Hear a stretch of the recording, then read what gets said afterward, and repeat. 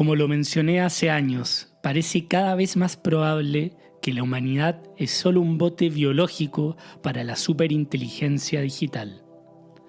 Elon Musk, 2 de abril 2025.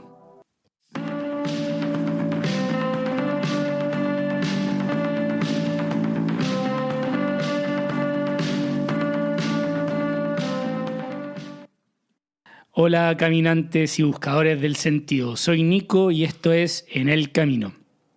En los 2 últimos episodios he revisado en detalle el aterrizaje de la inteligencia artificial en nuestros caminos, desde la historia con el libro de Harari, Nexus, y desde lo empírico con la partida del Go entre Lee Sedol y AlphaGo. El momento en que la inteligencia artificial demostró sus primeros destellos de creatividad y superioridad al ser humano. El comienzo de algo nuevo, de algo que podríamos llamar la posthumanidad. Hoy voy a terminar esta trilogía del futuro, hablando de los gigantes y cerebros del tech que con sus decisiones y ausencia de ellas, sobre todo, están llevando la humanidad a un escenario incierto. Voy a hablar del ensayo de Michel Nieva, escritor argentino, titulado ¿Cómo los multimillonarios nos salvarán del fin del mundo? Espero que disfruten el programa. Empezaba con la frase de Elon Musk, recién salida del horno, porque efectivamente ese es el sueño húmedo del emprendedor sudafricano estadounidense.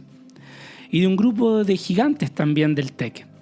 Es que en su visión del mundo casi determinista y evolucionista, no hay forma alguna de que el ser humano pueda detenerse, prosperar en equilibrio y lograr un balance con el medio ambiente y el bienestar de la Tierra. Eso es utópico. El único camino entonces es preparar el terreno para acoplarse a la nueva vida que será la inteligencia artificial. Somos como salmones nadando cuesta arriba, siendo devorados en el camino por osos, pájaros, rompiéndonos las escamas, cambiando de piel y de color solo para llegar a esa cima y antes de morir desovar exhaustos una nueva vida, la inteligencia artificial.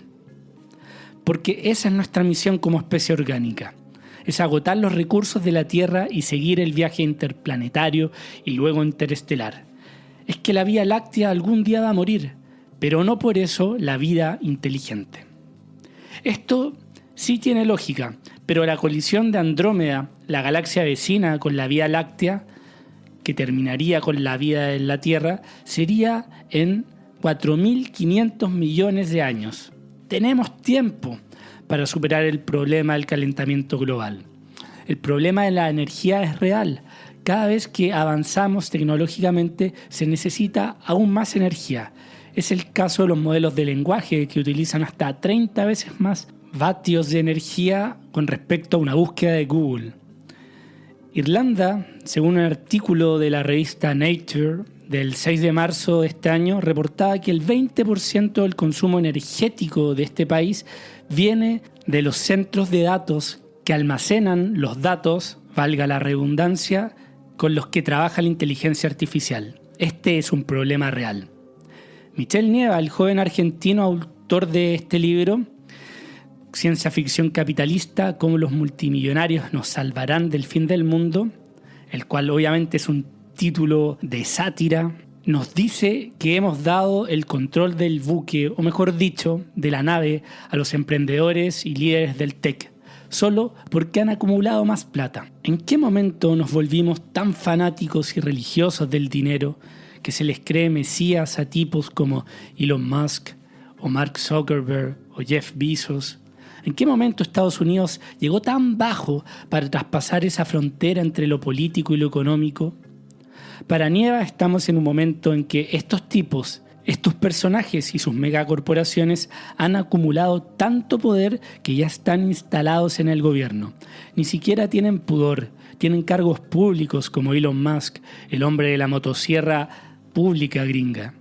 Pero la verdad es que las ideas de estos tipos como Zuckerberg vienen de la literatura de ciencia ficción, nos dice Nieva. Como es el metaverso, el cual viene de Snow Crash, una novela de Neil Stephenson, quien ni siquiera le ha pagado regalías a este escritor por su obra original. SpaceX, la empresa de satélites de Elon Musk, según declara su sitio web, tiene como misión hacer de la humanidad una especie interplanetaria, cuyo primer paso es colonizar y terraformar Marte. Lo que nos dice es que hay dos caminos posibles: quedarse en la Tierra y eventualmente extinguirse, o transformarse en una civilización espacial, una especie cósmica. Musk piensa que para el 2029 se podrá enviar al primer ser humano a Marte. Toda esta vida viene muy de cerca de la trilogía de Marte del escritor estadounidense Kim Stanley Robinson. Libros que Elon Musk ha declarado que han sido gran inspiración para sustentar su idea de colonizar Marte. Jeff Bezos también ha declarado que esta trilogía son uno de sus libros favoritos. Paradójicamente, y tal vez por culpa también, Robinson, el autor, también escribió El Ministerio del Futuro, un libro ensayo novelado sobre cómo salvar la Tierra, del cual hice un video hace un tiempo en YouTube. Como ven, muchos libros, y más aún novelas, ficción, están detrás de las ideas, visiones, obsesiones de estos genios del tech que la gente sigue a ojos cerrados.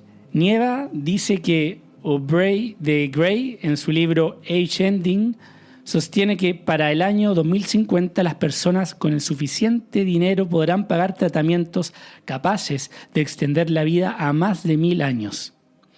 El 2024 se considera que el 89,5% de las personas más ricas del mundo tendrán más de 50 años y el 40% superará los 70, por lo que el desarrollo de una droga o tratamiento que asegure la longevidad ilimitada, por más costosa que fuera, sería un negocio perfecto.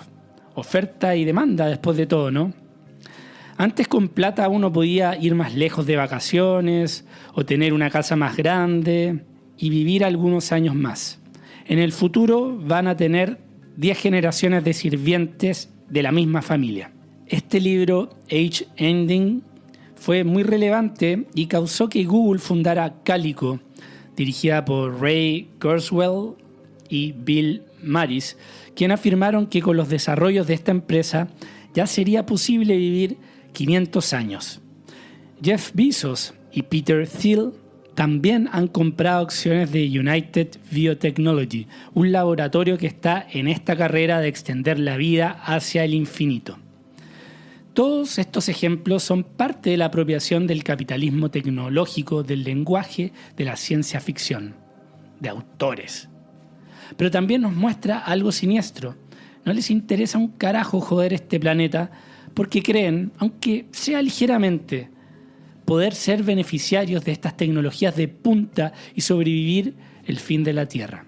Si alguna vez se dijo que es más fácil imaginar el fin del mundo que el fin del capitalismo, las corporaciones ya desarrollaron ese capitalismo extraterrestre que sobrevivirá al fin de la Tierra. Y sus millonarios CEOs, directorios, nos quieren hacer creer que si queremos sobrevivir hay que seguirlos. Es el único camino.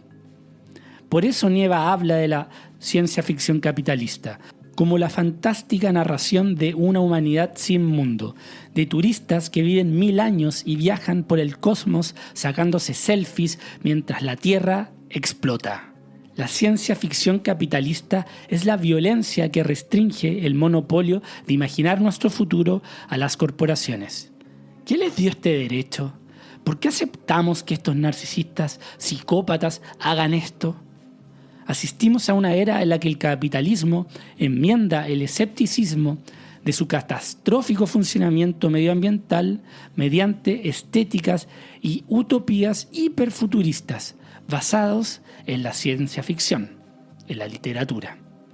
Este mundillo nace de la más fuerte comunión ideológica entre hippies y yuppies californianos, del odio rabioso en común contra el Estado y su intervención en las libertades individuales y empresariales. Al final es un matrimonio por conveniencia. Han creado un antihéroe libertario e individualista que lucha por la supervivencia en un mundo opresivo y cruel. Ese es el arquetipo que promueven en Silicon Valley. Hemos visto cómo se ha mutado la identidad del emprendedor del tech, tipo Bill Gates, genios, nerds, a la idea del emprendedor visionario y políticamente incorrecto, el hacker cyberpunk, quien invertirá esa fortuna en aras del bien común, porque él también lucha contra las fuerzas opresivas del Estado. Es una estrella de rock and roll. Es que es un rebelde y sus esfuerzos y tecnologías salvarán al mundo. Es la idea básica de que el capitalismo puede solucionar con más capitalismo las crisis que el propio sistema provocó. Y puede colonizar otros planetas con las mismas tecnologías que destruyeron este. Julio Verne, el escritor de ciencia ficción francés, declaró que el escritor de ciencia ficción escribe en papel lo que después otros esculpirán en acero. Ese es el origen de la ciencia ficción capitalista. El submarino gigante que Julio Verne imaginó en 20.000 leguas de viaje submarino luego fue replicado por ingenieros y transformado en un vehículo militar. Este género alcanza su apogeo alrededor de la década de los 50 entre los colaboradores de la revista Astounding Science Fiction, con plumas que provenían fundamentalmente del ámbito científico como Isaac Asimov, de formación químico, y Arthur C. Clarke, de formación físico-matemático. Estos forman parte de los autores de la ciencia ficción dura, que a diferencia de otros géneros literarios, su destinatario natural no es la persona de letras, sino quien menos tiempo e interés, en apariencia, tiene para la literatura, el empresario.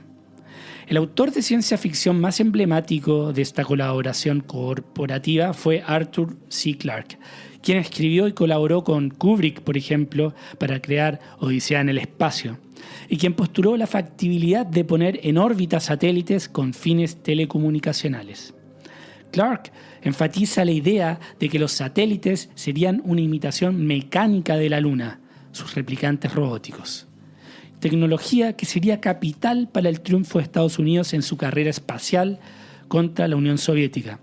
Victoria no solo norteamericana, sino del capitalismo, y del capitalismo en alianza con la ciencia ficción dura, como único sistema económico y político que regirá el universo entero. Hay que recordar que el primer satélite y hombre en el espacio fueron rusos. Esta fue una victoria después de ir perdiendo la carrera. Este acontecimiento, tras las ideas de Clarke, puso en práctica una manera eficiente y económica de construir cohetes aeroespaciales y marcó un antes y un después en la confianza del mercado en la privatización del espacio.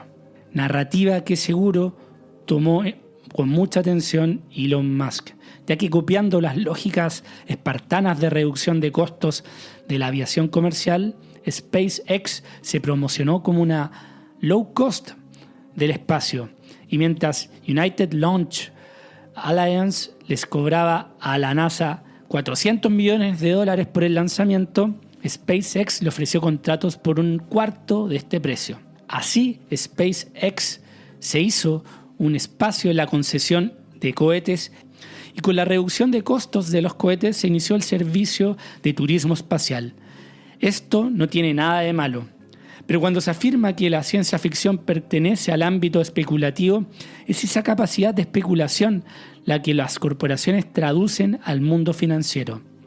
Tesla no vale contablemente lo que vale, sino que está inflada por toda esta especulación mesiánica, por ejemplo, que se apoya en su dueño y creador, que cada vez que se sube a uno de sus autos pareciera que fuera Batman. Nieva se pregunta, ¿será entonces la ciencia ficción una fase superior del capitalismo, la asociación más virtuosa entre empresariado, literatura y tecnología? El gran argumento a favor de los Homo Deus de Silicon Valley es precisamente ese: si la tecnología y el capitalismo fueron los causantes del desastre ambiental, y que solo más capitalismo y más tecnología, manipulados por la brillante pericia de los directores CEOs de California, serán capaces de solucionarlo, o sea, salir del problema con el mismo veneno que se entró. Estas narrativas han crecido y han agrupado huestes fanáticas. Han logrado crear movimientos antiecologistas bautizados Rolling Coal, por ejemplo. Estos se dedican a modificar motores y filtros de caños de escape para aumentar la cantidad de hollín que lanzan. Otros grupos, los ecopragmáticos, en sintonía con el discurso que también enarbola la ciencia ficción capitalista. Los grandes problemas del mundo no son políticos, sino insuficiencias técnicas que solo el avance tecnológico de Silicon Valley podrá solucionar. Muchos de ellos son antiambientalistas, y cómo no, si la tecnología y nuestros estándares de vida pudieron avanzar de manera impensable en nuestros tiempos y en el pasado, ya que esto fue gracias a la libertad de competencia que propicia el capitalismo. El famoso "viva la libertad, carajo", lo defienden a muerte. Libertad, eso sí, también para destruir la Tierra e ir a Marte a conquistar. ¿Quién les dio tanto poder? Dentro de los métodos de enfriamiento tecnológicos encontramos técnica de geoingeniería, que ya se ha empezado a aplicar en Australia, que consiste en bombardear los cielos oceánicos con toneladas de partículas microscópicas de agua salada que al evaporarse se condensarían en robustas nubes blancas que cubrirían el cielo y enfriarían los océanos. Hacer más blancas las nubes para que reflecten a los rayos solares. Nieva menciona muchas más de estas geoingenierías.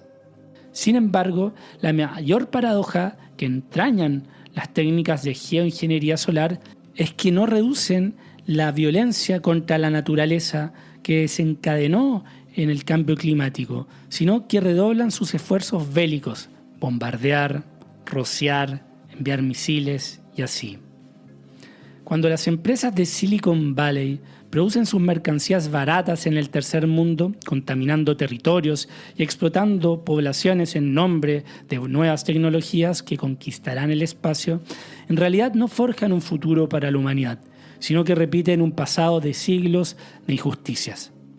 Sino, ¿quién piensa que los ciudadanos de Etiopía llegarán a Marte? Para la mentalidad del capitalismo, al ser la naturaleza una mercancía, resulta factible sustituirla por otra equivalente.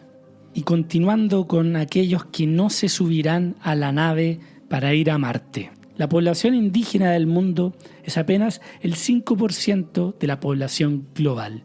Y sin embargo, esas comunidades habitan y protegen el 82% de la biodiversidad del mundo. Es que ese es el mayor problema que se avecina. El de la irrelevancia de toda nuestra especie, que primero será palpable para estos grupos indígenas, viviendo vidas arcaicas, que soportarán los embates de sequías, del calentamiento global. Luego serán los países subdesarrollados y así, pero tarde o temprano todos y todas tendremos nuestro momento Licedol, como les hablaba en el episodio anterior, de pérdida de sentido en este nuevo orden con la inteligencia artificial. Es que ella no es una herramienta, es una entidad. Es así como la ciencia ficción adquiere en nuestro tiempo una centralidad inesperada, un género muchas veces despreciado en la literatura por los puristas y académicos, y que ahora es utilizado colaborando y adornando estas narrativas mesiánicas de Silicon Valley. Esa es la ciencia ficción capitalista para Michel Nieva. Y así me voy despidiendo, caminantes del sentido. Les envío un abrazo grande. Díganme si les ha gustado esta serie de inteligencia artificial y el futuro. Y sobre todo si le creen a estos líderes mesiánicos como Elon Musk. Hasta la vuelta. Chau.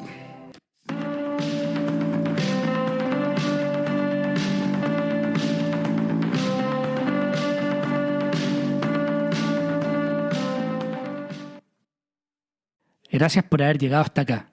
Si valoras el programa y no quieres perderte ningún episodio, puedes seguirlo en Spotify y dejar una reseña, que me ayuda un montón para ser encontrado más fácil en el motor de búsqueda. Para donaciones, contacto y más contenido, pueden entrar al sitio enelcaminopodcast.com y seguir las redes sociales de En el Camino Podcast en Instagram y Facebook, además de Nico Vergara y en Twitter. Gracias por aventurarte en el camino.